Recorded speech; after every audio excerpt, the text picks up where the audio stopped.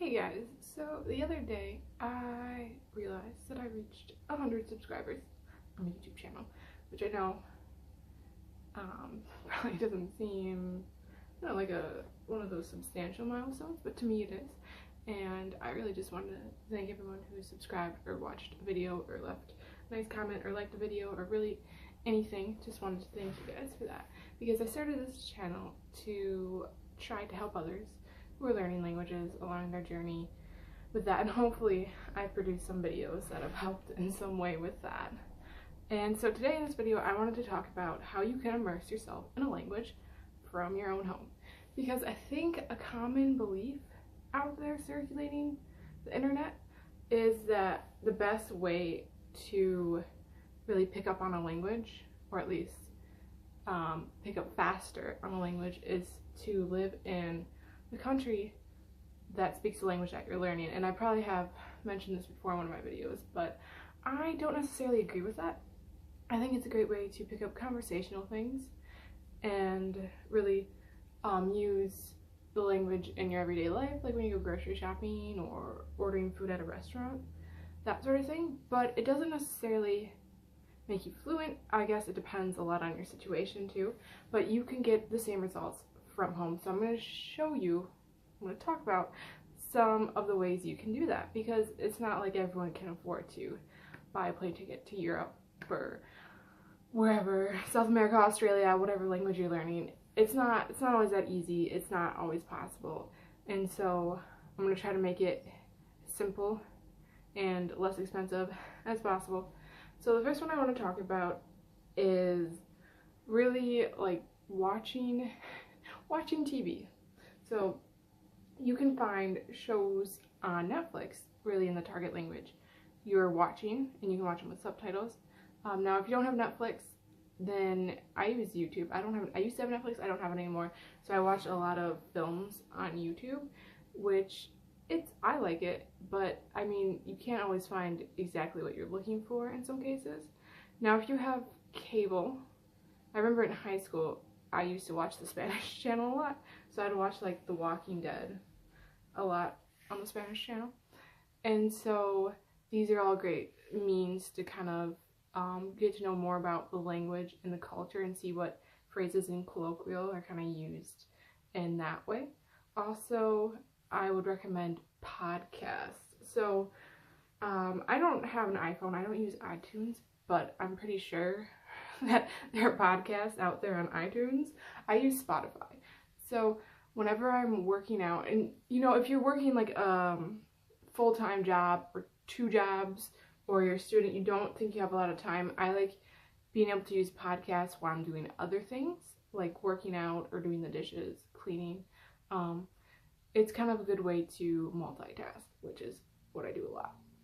So there's a lot of podcasts on Spotify for languages, for your target language. Once again, that depends on the language per se, because let's say if you're learning Serbian, there might not be as many options as if you're learning French. So that could be a bit of a problem. And so now I also recommend that you can use things you do in your everyday life and incorporate them with learning a language, like your interest. So now if you're kind of still more in that beginner or even intermediate phase, I would recommend sticking to vocabulary and topics that interest you, that you know you're going to use in your everyday life. Like when you're talking to your friends, what do you talk about? Think about the vocab you use and the topics you use. If you're a sports fan, you're probably gonna talk about that a lot, you know, when you start having conversations in your target language. So I would recommend, you know, looking at sports vocabulary if you like sports, or if you're an athlete, looking at vocabulary having to do with your sport, or if you like music, films, that kind of things, because it's going to interest you more than learning about languages or learning about vocabulary, like, I don't know, for the weather. Not that the weather isn't important to talk about, but you probably don't bring it up as much.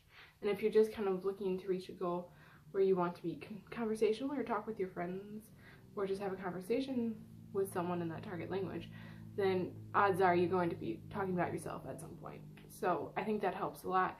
If you like cooking, it's easy to find recipes out there from the country or countries that speak your language. If you want to learn more about culture, like for me, I really enjoy learning about the culture when I learn a language. That's one of the reasons why I pick a language. It's usually the culture that interests me first. So I'm always kind of reading about recipes, what kind of foods they eat, holidays they celebrate, that kind of thing. And I think another great way to get to know more about the culture is reading books in your target language that kind of take place in, you know, the country or certain city. So I think that's probably what helped me the most when it comes to learning about culture too.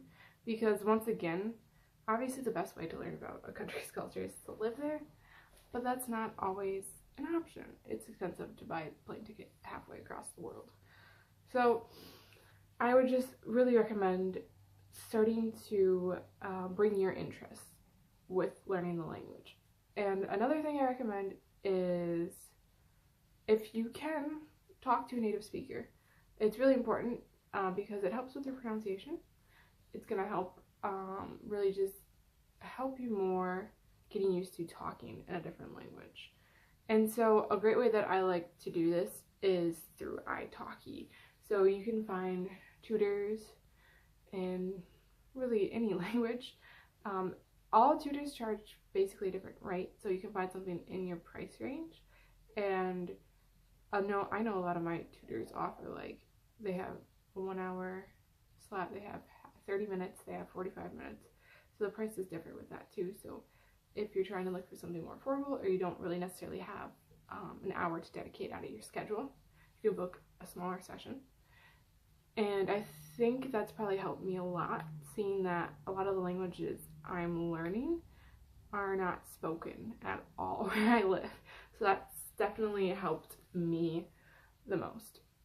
So hopefully some of those tips have helped you out. If you have any questions, comment below. If you'd like to see any specific videos, just let me know in the comments. If you like this video, be sure to give it a thumbs up. If you're learning languages, if you like traveling, au pair things, be sure to check out my channel for more. Subscribe if you want, and I will catch you guys all on the flip side. Ciao!